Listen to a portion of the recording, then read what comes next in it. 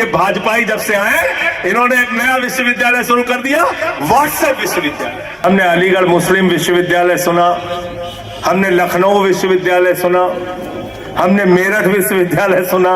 ये भाजपाई जब से आए इन्होंने एक नया विश्वविद्यालय शुरू कर दिया, व्हाट्सएप विश्वविद्यालय। कौन सा विश्वविद्यालय? व्हाट्सएप विश्वविद्यालय। इस व्हाट्सएप विश्वविद्यालय में ताला लगाना चाहते हो कि नहीं लगाना चाहते? यहाँ बहुत खतरनाक ज्ञान मिलता है। क्या क्या ज्ञान मिलता है? मोदी जी गए बिहार में, पटना में, कहने लगे सिकंदर जब बिहार में आया था बिहारियों ने मार के भगाया था। बिहारियों ने कहा भैया सिकंदर कभी बिहार में नहीं आया।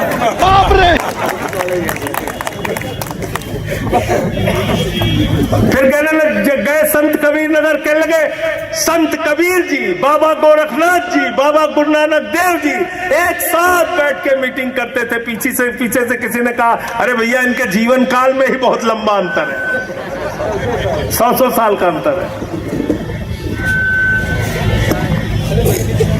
व्हाट्सएप विश्वविद्यालय में क्या ज्ञान मिलता है? नाली के गैस से आप लोग चाय बना लीजिए, मौसम खराब है तो रडार में नहीं आएगा। तो ये आपके बच्चों के दिमाग में भूसा भर रहे हैं, भूसा। अगर हिंदुस्तान को आगे लेके जाना चाहते हो, उत्तर प्रदेश को आगे लेके जाना चाहते हो, तो मेरे भाइयों जाग जाओ, अपनी जिंदगी के मुद्दे से बात करो, अपनी जिंदगी के जुड़े हुए मुद्दों पे बात करो।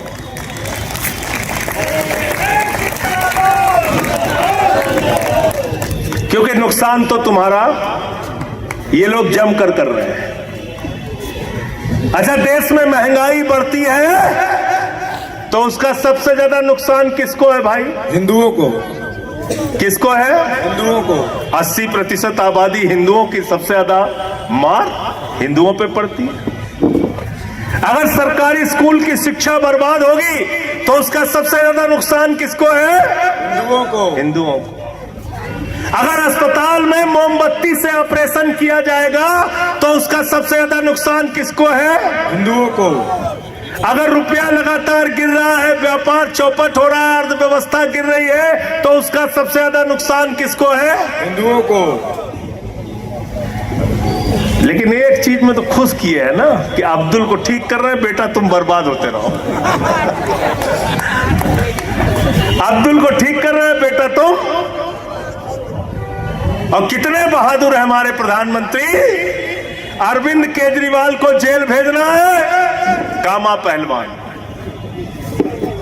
मनीष सिसोदिया, सत्येंद्र जैन को जेल भेजना है, दारा सिंह पहलवान। संजय सिंह को जेल में भेजना है, अंतरराष्ट्रीय रेसलर बन जाते हैं। और वो ट्रंप जब बेइज्जत करता है उसके मुंह, उसके सामने एक शब्द नहीं बोल पाते, एक शब्द नहीं बोलते। आज हमें भारत की प्रतिष्ठा का भी ख्याल है।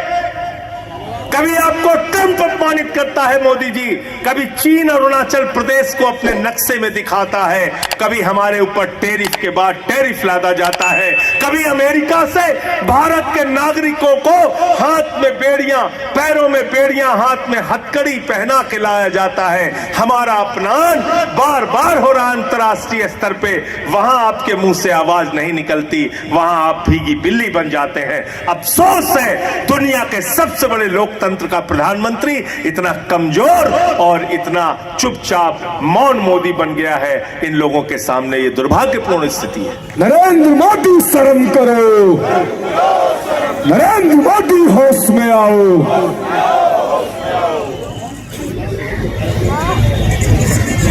साथियों और दोस्तों, आज